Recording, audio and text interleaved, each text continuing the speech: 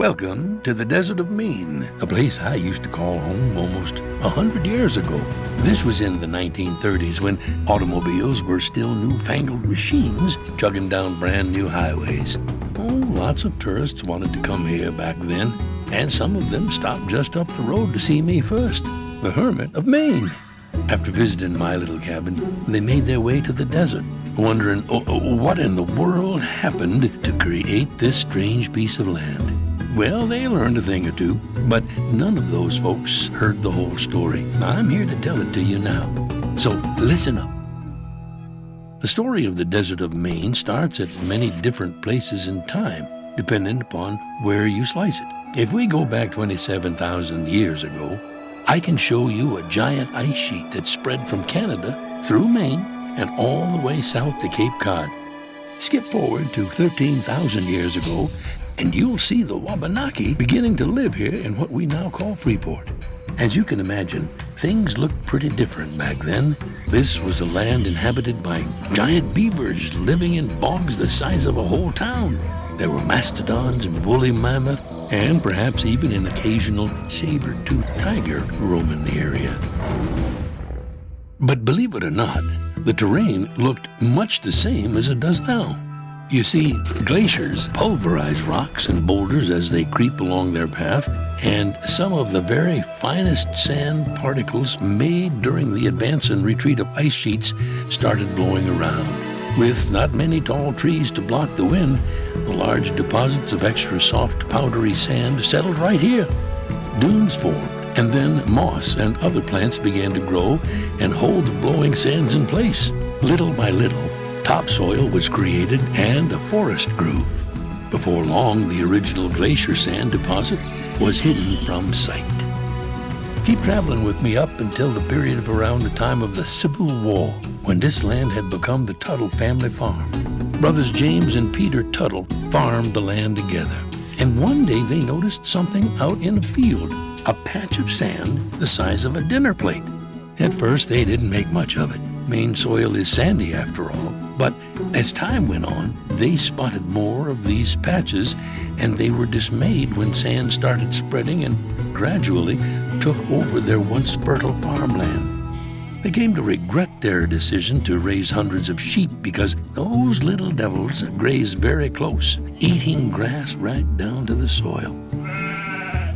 Before they knew it, the Tuttle family had uncovered the sand from the Ice Age, and they ended up creating Maine's very own little dust bowl. Locals called this abandoned Tuttle Farm the Sand Farm, and folks would come here to watch the shifting sand and enjoy a picnic. One day, they'd see the last of the Tuttle's apple trees were buried under the sand, and the next time they came, those trees would be uncovered again. There were a lot of shenanigans that happened after dark, especially during the Prohibition times. You see, our youth would come for an evening of wholesome prayer and contemplation. And wouldn't you know it, one night, the farmhouse burned down, all except the barn.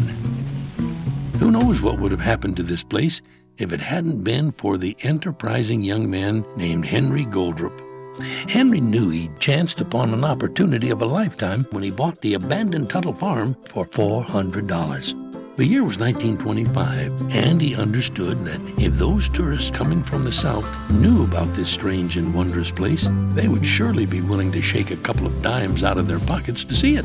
He sweetened the deal with homemade ice cream, hot dogs, and popcorn, and he held his visitors enthralled with walking tours that could go on for hours. Man, that guy could talk.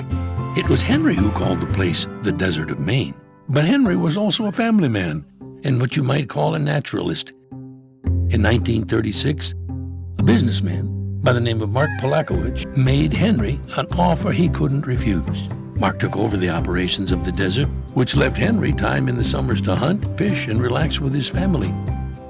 Mark had heard about Henry's family attraction, but he believed he could make it even more famous. He added a spring house where fresh water gushed out of the sand. He brought in live camels.